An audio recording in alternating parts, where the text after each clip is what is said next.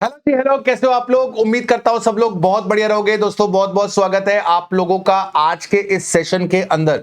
और मित्रों, थंबनेल देखकर आपको पता लग चुका है कि इस वीडियो के अंदर हम बातचीत करने वाले हैं सीटी की स्ट्रेटजी के बारे में फॉर May 2026 एग्जाम्स।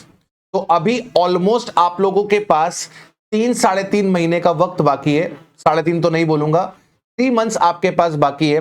तो इन 3 महीनों में आपकी स्ट्रेटेजी क्या होनी चाहिए, आपका अप्रोच टुवर्ड्स द सब्जेक्ट क्या होना चाहिए, इसके ऊपर हम यहां पर बातचीत अपने पास करने वाले हैं मालिक।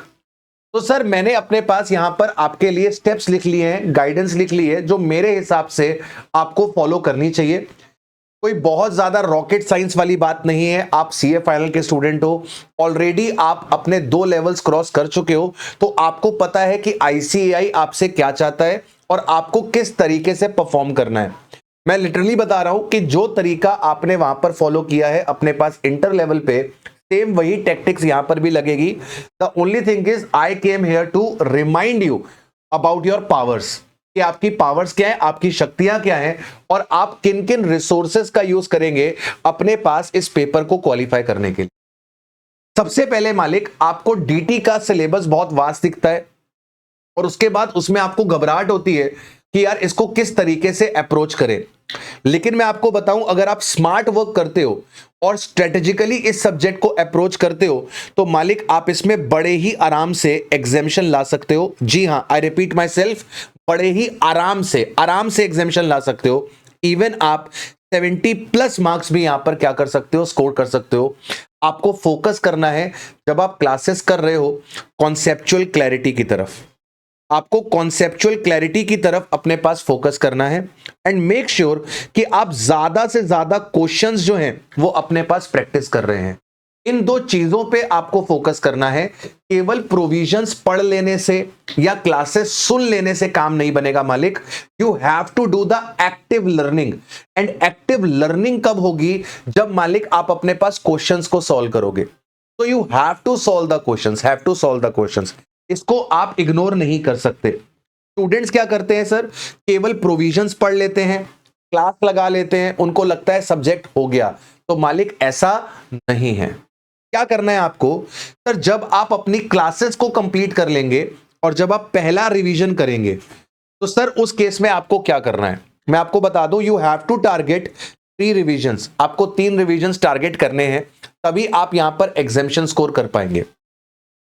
जब आप पहला रिवीजन अप्रोच करेंगे, तो पहले रिवीजन के अंदर आप क्या करेंगे सर, आप अपने पास प्रोविजंस को रिवाइज करेंगे जो आपने क्लास में पढ़ा था। सर वहां पे थोड़े से जाले लग गए होंगे, यादें धुंधली हो गई होंगी, तो उन धुंधली यादों को रिवाइव करने के लिए आप क्या कर सकते हो सर, रिवीजन वीडियोस की हेल्प ले सकते हो। रिवीजन वीडियोस की हेल्प लीजिए, प्रोविजंस को रिवाइज करिए एंड सर क्वेश्चंस पे आ जाइए। जितने भी क्वेश्चंस आपके क्वेश्चन बैंक में हैं, आपको सारे क्वेश्चंस रिव्यू करने हैं, सारे क्वेश्चंस रिव्यू करने हैं। एंड उसमें से एटलीस्ट 50 to 60% क्वेश्चन आपको लिख के सॉल्व करने हैं। आपका हाथ चलना चाहिए। एंड इस प्रोसेस में जितने भी क्वेश्चंस आपको इंपॉर्टेंट लगे, जो आप नहीं कर पा रहे हैं वो भी, और जो टेक्निकल है वो भी, तो इंपॉर्टेंट क्वेश्चंस को आप मार्क कर लें। और सर कई बार ऐसा होता है कि कुछ क्वेश्चंस रिपीटेटिव होते हैं, लेकिन उनके अंदर एक आध एडजस्टमेंट होता है जो नया होता है। तो जो भी इंपॉर्टेंट एडजस्टमेंट्स हैं उनको भी आप मार्क कर लें, एक रजिस्टर बनाएं और उस रजिस्टर के अंदर हेडिंग डालें, फर्स्ट रिवीजन, ये टॉपिक, ये क्वेश्चंस मेरे को देखने हैं। मतलब आपको क्या करना है मालिक, आपको इस तरीके से आपको एक पूरा का पूरा अपना इंडेक्स रेडी करना है। इस तरीके से आपको अपना पूरा का पूरा इंडेक्स रेडी करना है। This is first revision, this is second revision, this is third revision, this is your chapter name. तो लेट्स से आप चैरिटेबल ट्रस्ट वाला चैप्टर पढ़ रहे थे, तो चैरिटेबल ट्रस्ट में आपको question number 2, question number 6, question number 10, question number 15, question number 20, question number 50, ये आपको इंपॉर्टेंट लगे तो आपने इंपॉर्टेंट क्वेश्चन मार्क कर लिए। इसके बाद कुछ एडजस्टमेंट्स आपको इंपॉर्टेंट लगे तो आपने वो भी मार्क कर लिया। क्वेश्चन नंबर 14 का एडजस्टमेंट नंबर 3 बढ़िया था। क्वेश्चन नंबर 19 का एडजस्टमेंट नंबर 2 बढ़िया था, क्वेश्चन नंबर 30 का एडजस्टमेंट नंबर 5 बढ़िया था। तो इस तरीके से आपने वो एडजस्टमेंट्स भी मार्क कर ली। सर अब जब आप सेकंड रिवीजन में जाओगे ना, तो अब आपको क्या करना है मालिक, सेकंड रिवीजन्स में आपको प्रोविजन नहीं पढ़ने, आपको डायरेक्टली क्वेश्चंस करने हैं। और कौन से क्वेश्चंस करने हैं? जो आपने फर्स्ट रिवीजन में मार्क करे थे, जो आपने फर्स्ट रिवीजन के टाइम पर क्वेश्चंस मार्क करे थे, आप डायरेक्टली इन्हीं क्वेश्चंस को, इन्हीं एडजस्टमेंट्स को गो थ्रू करोगे। एंड ऑब्वियसली जब आप इनको गो थ्रू कर रहे होगे तो कहीं ना कहीं प्रोविजंस की रिकॉलिंग की प्रॉब्लम आएगी, आपको प्रोविजंस रिकॉल नहीं हो पा रहे होंगे पूरी तरीके से। तो जिन प्रोविजंस में आप डिफिकल्टी फील कर रहे थे, उन प्रोविजंस को एक बार जाकर दोबारा से रीड कर लेना, जो प्रोविजंस में तुम फंस रहे थे। फॉर एग्जांपल तुमको सेक्शन 43B का एमएसएमई वाला प्रोविजन याद नहीं आ रहा था, तो तुमने वो देख लिया। फॉर एग्जांपल तुम्हें चैरिटेबल ट्रस्ट का कोई प्रोविजन याद नहीं आ रहा था, तुमने देख लिया। तुम्हें सर असेसमेंट का कोई प्रोविजन याद नहीं आ रहा था, तुमने देख लिया। तो जब क्वेश्चंस कर रहे थे, क्वेश्चंस करते टाइम अगर तुम्हें किसी प्रोविजन को रिकॉल करने में प्रॉब्लम आ रही है तो तुमने वो कर लिया।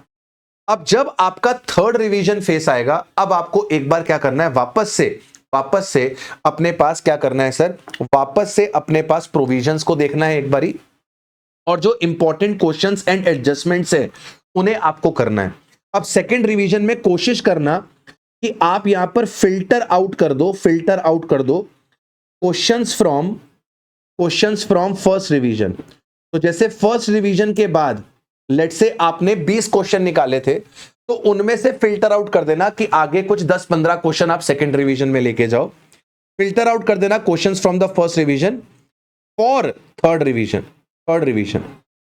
रिवीजन के लिए आप क्वेश्चंस को बाहर निकाल लेना, एडजस्टमेंट्स को बाहर निकाल लेना। एंड इसके बाद जब आप थर्ड रिवीजन फेस में आएंगे तो self revision is the key.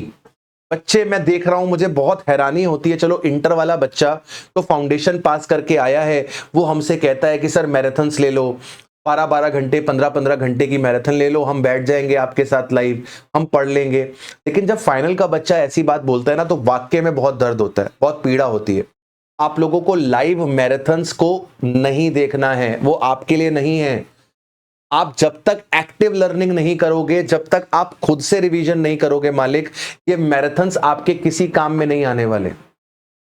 तो लास्ट मोमेंट है, थर्ड रिवीजन पे पहुंच चुके हो तो थर्ड रिवीजन में सेल्फ रिवीजन करना है।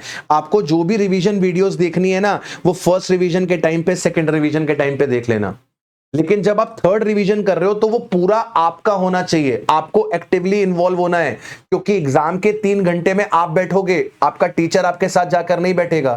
टीचर जब प्रोविजन बोलता है तो टीचर अपनी मेमोरी में से रिकॉल कर रहा है, आप तो केवल सुन रहे हो, आपने रिकॉलिंग नहीं करी, आपने केवल सुन लिया, एब्जॉर्ब कर लिया।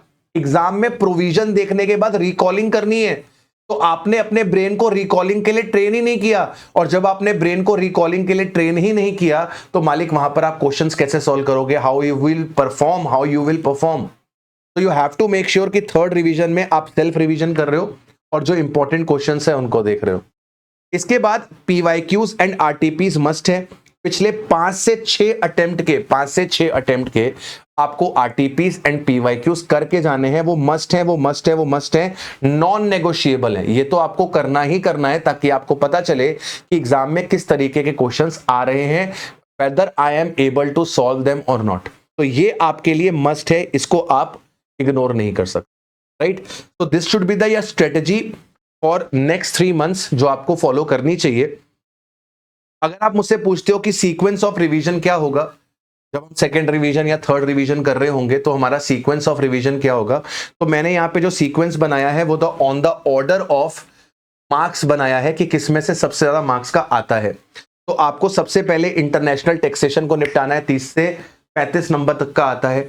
चैरिटेबल ट्रस्ट आपका 10 से 15 नंबर तक का आ जाएगा। पीजीबी का क्वेश्चन, जो पहला क्वेश्चन कंपनी का आएगा वो पीजीबी आएगा, दैट इज कैपिटल गेन अच्छे से, डिडक्शन सेट ऑफ अच्छे से करनी है, टैक्सेशन ऑफ वेरियस एंटिटीज अच्छे से करना है, आपके पास टीडीएस टीसीएस अच्छे से करना है। इस सीक्वेंस में आप करेंगे। एंड सबसे लास्ट में आप प्रोसीजरल जो पार्ट है आपका असेसमेंट और अपील का, सबसे लास्ट प्रेफरेंस देना। इसके अलावा जो थ्योरी सब्जेक्ट्स है, सॉरी थ्योरी आपके जो चैप्टर्स हैं, ब्लैक मनी हो गया, गार हो गया, है ना, इनको भी आप अच्छे से करिएगा। यहां से भी आपको फ्री फोकट के नंबर मिल जाते हैं। राइट। बीपीएस वाला चैप्टर हो गया, खैर वो तो इंटरनेशनल में कवर हो ही जाएगा। तो इंटरनेशनल का कोई भी टॉपिक आपको मिस आउट नहीं करना है। आई होप ये वीडियो आपको समझ में आया होगा, आपको अच्छा लगा होगा। आई विश कि ये कुछ वैल्यू आपके लाइफ में ये ऐड कर पाए, right. All the very best to you, have a wonderful wonderful wonderful day ahead, keep performing, keep pushing your limits, and भगवान करे जल्दी से आपके नाम के आगे सी इज वेरी सुन।